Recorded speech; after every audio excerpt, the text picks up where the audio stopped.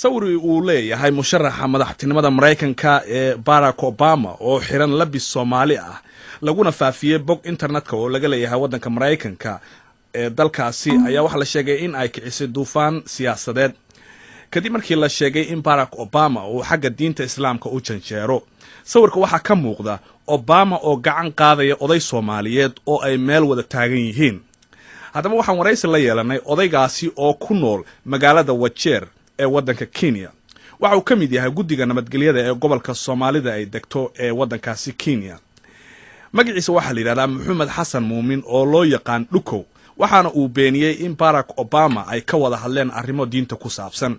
Yusuf Garaad Cumar oo qadka telefoonka Wajeer kula xiriiray ayaa Maxamed Xasan Dhukow waxa uu weydiiyay bal in uu maqlay arrinta.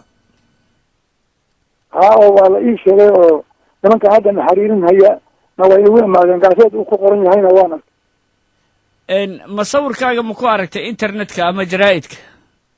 waan ku arkay sawirkayga iyo ninka markaan u xirahay dhar Soomaali. maxaad istiri markaad aragtay masawirkaas?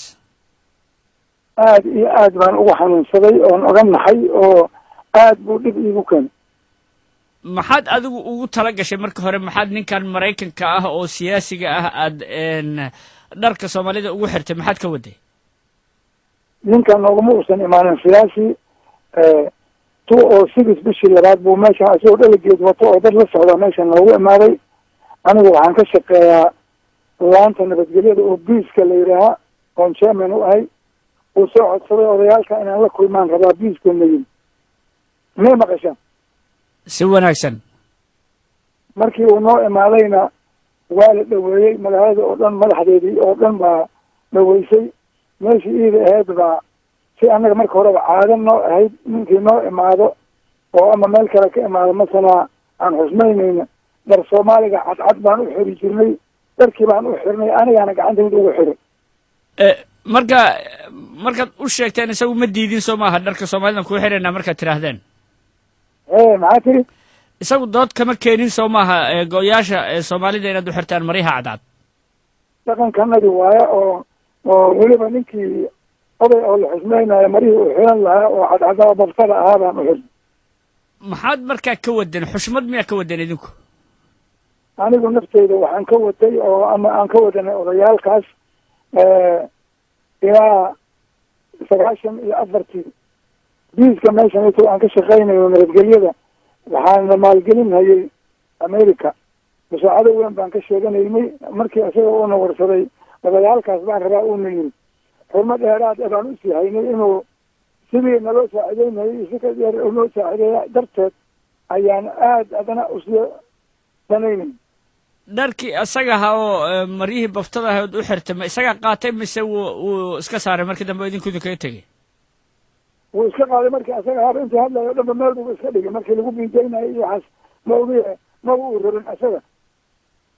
hadalkaas waan arkay, aniga waan maqlay. haddii aad tahay ninkii laanta u weyn aad baan aga xumaaday. oday baan ahay. nin ban diintiisa iska wata, aniga diinkuma laazimi kari. mara aan u xirayna diinkuma uu noqon hayo. magacayga meesha lagu qorayna ficnaan looma qorin. aad baan uga xanuunsaday. ruuxii soo qorayna aniga maxkamad waxaan hayna naga dardaayo ma jiro. ilaa hadda cid kaloo kuu timid oo wax kaa weydiisay ma jirtaa amaad la hadashay adigu aad la xiriirtay? nimankan hadda ila joogo oo meeshan ninkan bash soo dhacay iyo ninkaas wax iga weydiiyey hadda maalmahan waa jiraan. horteed wax iga weydiiyey ma jiro. Obama si aad ula xiriirtaan ma taqaanaan oo reer Wajeer hadda tihiin xiriir ma leedihiin hadda mise si aad ula hadashaan ma taqaanaan? inaan hadda kadib doona oon raadina ma ogayaa. hadda ka hor xiriir aan lahayn ama nin ii sheegay xiriir baan leenahay oo reer Wajeer hadda ma garanayo. anna xiriir lama lahayn. haddii lacalla uu ku maqlayo ama aad si uun loola xiriiri karo maxaad isleedahay adigu? fariin maxaad gaarsiin lahay? fariin waxaan gaarsiin lahaa Obama in gardaral loogu soo bereeray loo xaynhayo masane waxuusan ahayn lagu sheegaya. annagana nagula daray. annagana waan ka xunnahay baan dhihi lahaa haddii aan meel aan kula xiriira aan arko. maxaad isleedahay doorashada hadda tartanka uu u tartamayo wuxuu u ordayaa inuu madaxweyne ka noqdo dalka Mareykanka? adigu ra'yi ma ka leedahay arrintaas? seed u arkaysaa?